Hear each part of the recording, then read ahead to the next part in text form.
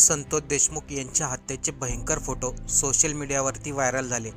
त्यानंतर मुख्यमंत्री फडणवीस यांनी धनंजय मुंडेचा राजीनामा घेतला। पण सर्वात महत्त्वाची आणि धक्कादायक माहिती म्हणजे देशमुखांच्या हत्येचे फोटो आणि व्हिडिओ हे मुख्यमंत्र्यांकडे 2 महिने अगोदरच आले होते, कारण की ते राज्याचे मुख्यमंत्री आहे, तसेच त्यांच्याकडे पोलीस खातं आहे। तर 2 महिने अगोदरच मुख्यमंत्र्यांकडे संतोष देशमुख हत्येचे व्हिडिओज आणि फोटो आले होते, तरी देखील मुख्यमंत्री फडणवीस शांतच होते।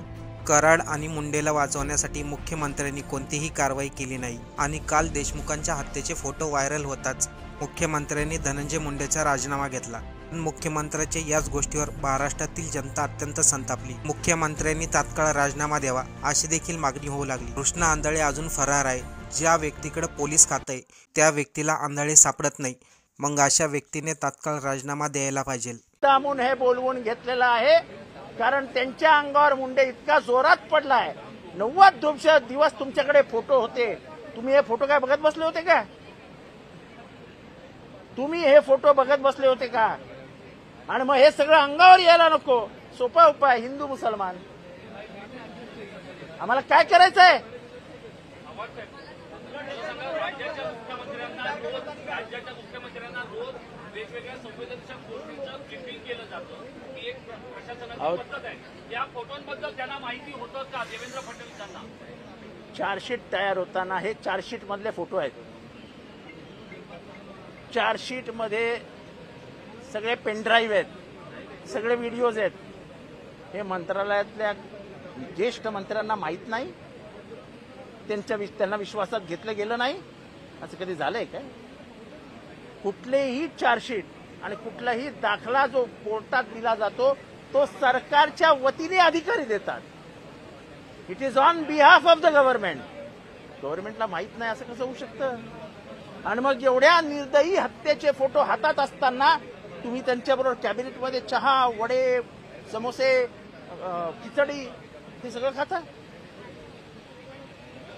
अरे एवढ्या निर्दयी, एवढ्या क्रूर हत्या झाल्या असताना तुम्ही त्याच्यावर बसू कसे शकले? तुम्ही महाराष्ट्राची द्रोह केलाय।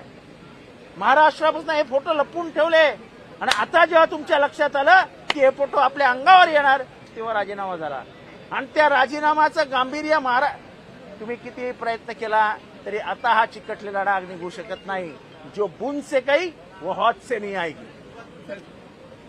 दुसरी गोष्ट, हे जाणून बुजून कोणाला तरी सांगायचं की तुम बात करो औरंगजेब के बारे में, मग सभागृहात आणायचं। हे नाटकं बंद करा हो, बंद करा ही नाटकं।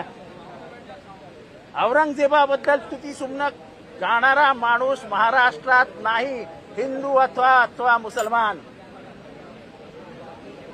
आमचा प्रश्न आहे, शिवाजी महाराजांचा अपमान होतोय, इंद्रजित सावंतांना धमकी दिली जाते, कुठे आहे तुम्ही? त्या कोरटकरला पोलीस संरक्षण देता, काढा पोलीस संरक्षण आणि फिरू द्या त्याला एकट्याला। आम्ही बघतो काय करायचं ते।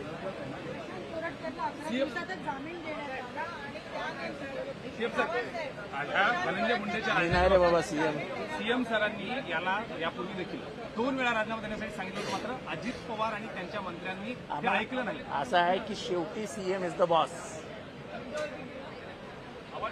या राजीनाम्याची चर्चा करण्यासाठी उपमुख्यमंत्र्यांच्या देवगिरीवर जाऊन ही चर्चा झालेली आहे। एकूणच सगळं कॅज्युअली घेतलं गेलं का या राजीनाम्याच्या?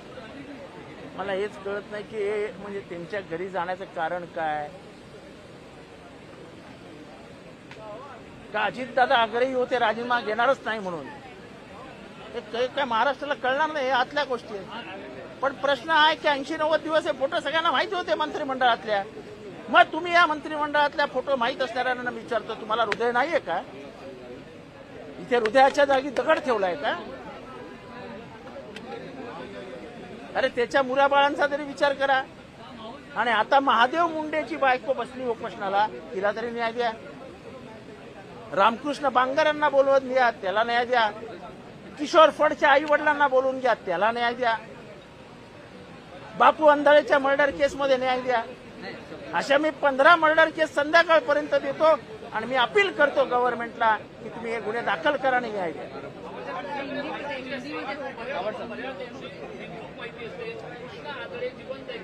कृष्णा आंधळे जिवंत नाही, त्याचा मर्डर झालेला आहे।